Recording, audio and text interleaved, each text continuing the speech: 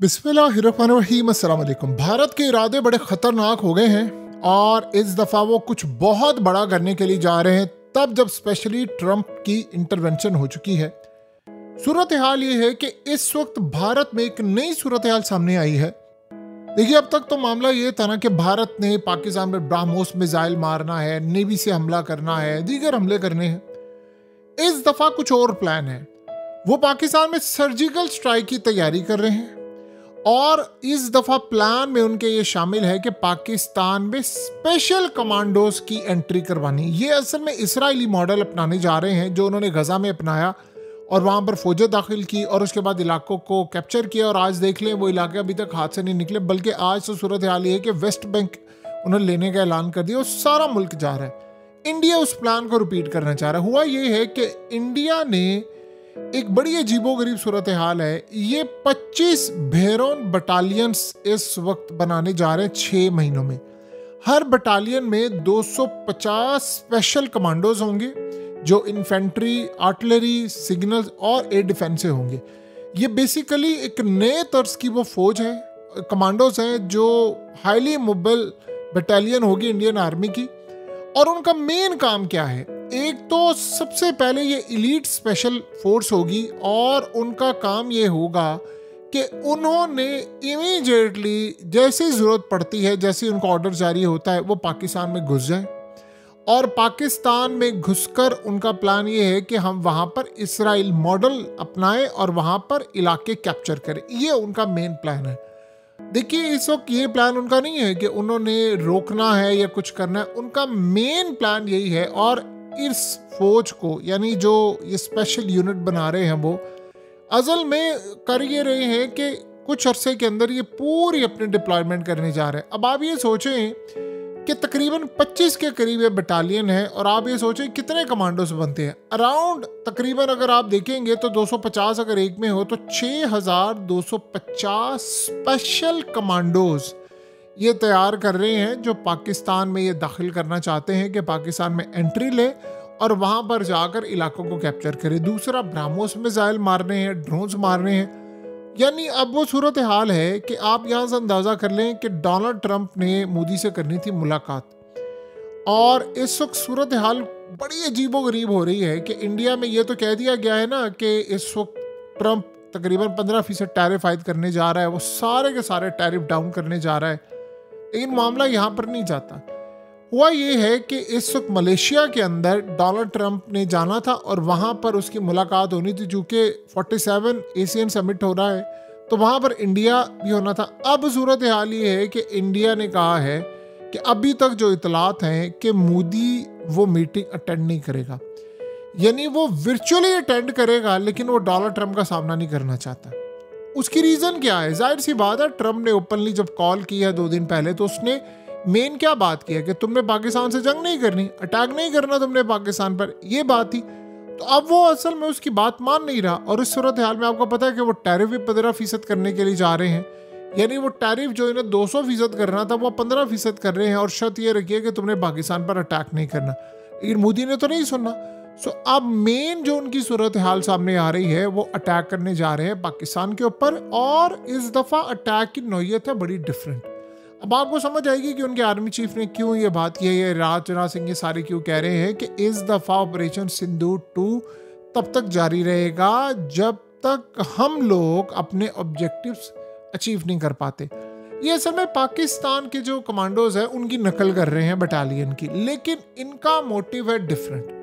हमारा तो ये होता है कि हमने अपनी हिफाजत करनी है, इनका मोटिव है डिफरेंट। ये प्लान कर रहे हैं कि इनको जो टेक्नोलॉजी दी जा रही है, वो जो इसराइली कमांडोज को टेक्नोलॉजी दी गई है, वो एग्जैक्टली टेक्नोलॉजी इनके पास मौजूद होगी जो उन्होंने गजा में इस्तेमाल की है।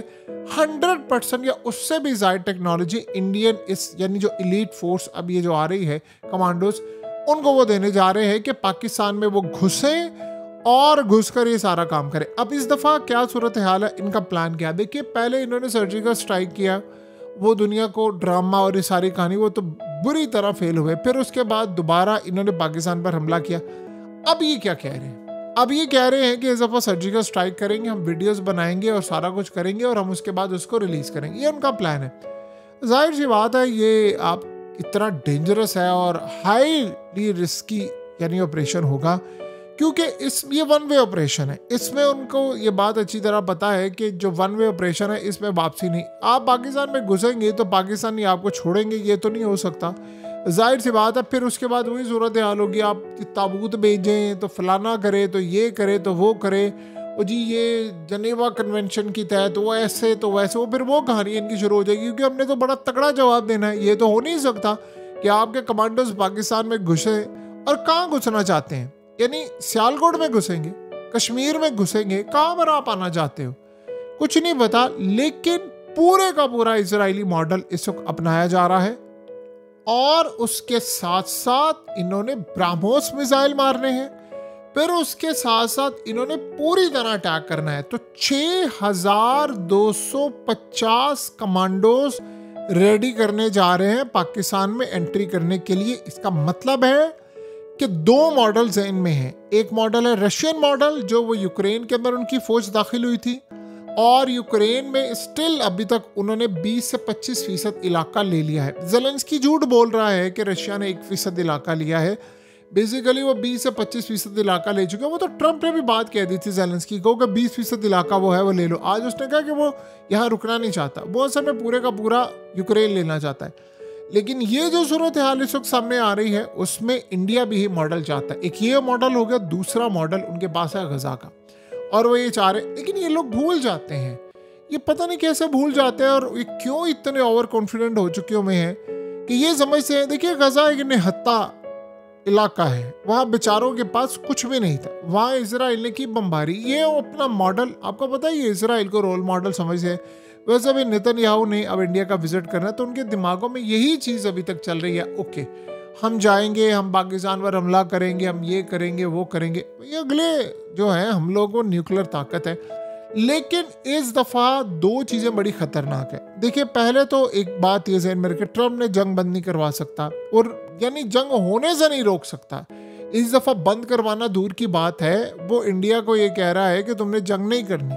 दोनों चीज़ों में फ़र्क है। इसका मतलब है कि उसको पता है इस बात का कि इस दफ़ा जंग छिड़ गई तो वो रोक नहीं पाएगा, क्योंकि जो पहले रुकवा नहीं पा रहा, होने से ही नहीं रोक पा रहा, होने के बाद वो कैसे रोकेगा।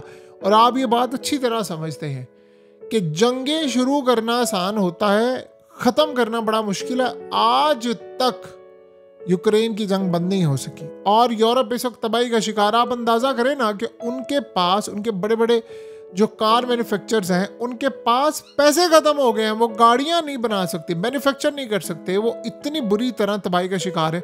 और वो इन्वेस्टमेंट मांगते फिरे हैं दुनिया भर से कि आप हमें इन्वेस्टमेंट दे दें, हम ये कर ले वो कर ले। ये असल में उनकी सूरत हाल इस वक्त पैदा हो गई है। तो आप ये सोचें कि जंगें आपने शुरू कर ली, यूरोप तबाह हो रहा है, इसको ख़त्म करना बड़ा मुश्किल है। अब इंडिया का प्लान है लॉन्ग टर्म का। उनके कमांडोज वो असल में इस दफ़ा कुछ और करना चाह रहे हैं। ये खाली देखिए स्ट्राइक की बात नहीं है, ये ड्रोन्स की बात नहीं है। ये असल में क्या चाह रहे हैं, इसराइल क्या चाह रहा था ईरान से। इसराइल का प्लान था, 2 उनके प्लान्स थे कि हम करें क्या कि जैसे ही हम आयतुल्लाह को मारे, और उसके बाद कुछ जर्नैलों को तो उन्होंने मार दिया था, साइंटिस्ट को मार दिया था, और उसके बाद प्रेसिडेंट को मारे, अवाम को ले आए सड़कों पर।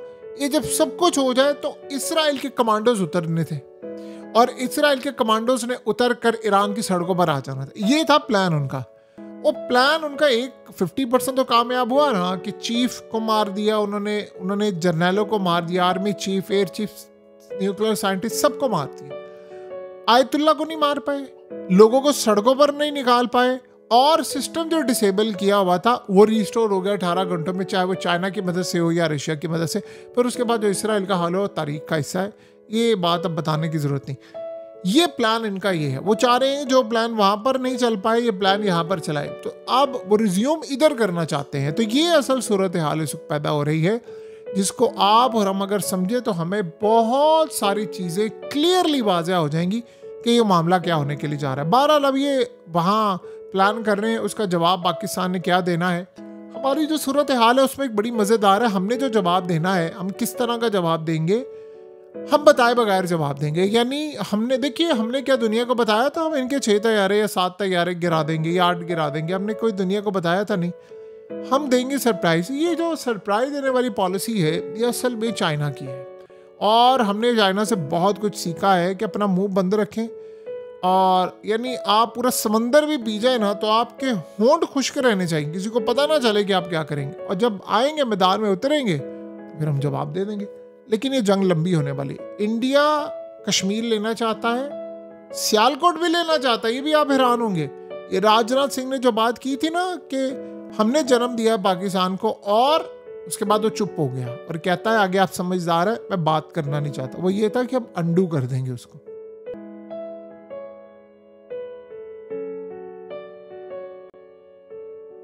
हकीकत टीवी को सब्सक्राइब करना मत भूलें, वीडियो को लाइक करें, शेयर करें और कमेंट सेक्शन में अपनी राय का इजहार जरूर करें।